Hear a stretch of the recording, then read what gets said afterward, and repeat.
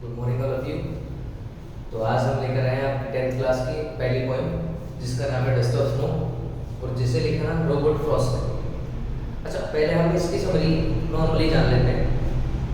Robert Frost ने बड़े अच्छे शब्दों में इस पोएम को लिखा और हमें बताया जैसे हम कहीं जा रहे हों और कभी कभार कोई ऐसी घटना हो जाती है कि जिसे देखकर हम यूँ सोचते हैं कि यार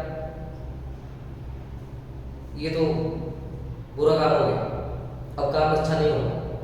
तो रॉबर्ट फ्रॉस्ट इस पोएम में बताते हैं कि एक बार ऐसे उनका बेड टाइम चल रहा था, दिन खराब हो गया था और उनको यूं लग रहा था कि यार अब शायद आज का दिन ही बर्बाद हो जाएगा।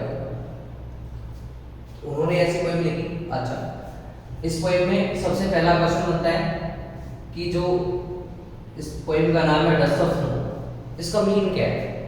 Dust of snow is small particles of snow, धूल के छोटे छोटे कण, उन्हें कहते हैं डस्ट ऑफ स्नो। पोएट इस पोएम में बताते हैं कि एक बार ऐसे ही उनके साथ कुछ बुरा हो गया था और उनका मूड अपसेट हो गया था।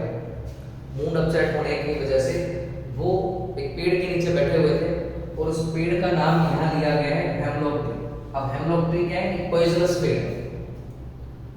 अब ये पोएम नेगेटिविटी टू पॉजिटिविटी की तरफ जाती है कि किस तरह एक आदमी के माइंड में जब नेगेटिविटी घुस जाए वो नेगेटिविटी कभी कभार पॉजिटिविटी का भी काम करती है। अब इसमें दो चीजों के नाम लिए। पहला नाम लिया है हेमलॉक ट्री का। हेमलॉक ट्री के एक पॉइजनस ट्री है, पॉइजनस ट्री, या फिर आप नेगेटिविटी का सूचक भी बता सकते हो कि नेगेटिव चीजों को दर्शाने का काम कर रहा है हेमलॉक, जहरीला पेड़ है। दूसरा इसमें बताया गया है कौवा। कौवा बेसिकली कौन से कलर का होता है? ब्लैक कलर का। अब ब्लैक कलर हमारे रीति रिवाजों के हिसाब से ही माना जाता है, ब्लैक कलर एक अशुभ माना जाता है, काला कलर अशुभ माना जाता है। तो कौवा ब्लैक कलर का है और वो भी किसको रिप्रेजेंट कर रहा है? नेगेटिव। अब हमें बताते हैं as the way a crew shook down on me, कि जिस तरह एक कौवे ने शुग डाउन का मतलब हिलाकर, या तो कौवा उस पेड़ पर बैठा हुआ है हेमलॉक पेड़ पर, या फिर कहीं से उड़कर आया हुआ फिर बैठा हुआ, या पहले से बैठ के उड़ा हुआ। तो कहता है कि हेमलॉक पेड़ के ऊपर एक कौवा जैसे आकर बैठा और कौवे के बैठने की वजह से डस्ट ऑफ स्नो ऊपर से नीचे गिरी। Dust of snow, small particles of snow, जैसे स्नो के छोटे छोटे पार्टिकल्स ऊपर से नीचे गिरे और नीचे कौन बैठा हुआ था? रॉबर्ट फ्रॉस्ट बैठा हुआ था, जो खुद भी नेगेटिव मूड में था।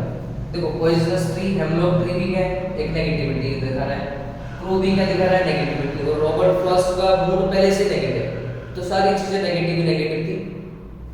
तो कहता है पॉइजन हेमलॉक ट्री के नीचे मैं बैठा हुआ था और एक कौवा जो उड़कर आया और डाल पर जैसे ही बैठा तो उसने डस्ट ऑफ स्नो को नीचे गिराया, और जैसे ही डस्ट ऑफ स्नो नीचे गिरी तो आगे उससे क्या इफेक्ट हुआ? वो इन चार लाइनों में, अगली चार लाइनों में, has given in to my heart, उसने मेरे दिल को a change of mood, change of mood का मतलब बदलाव कर दिया।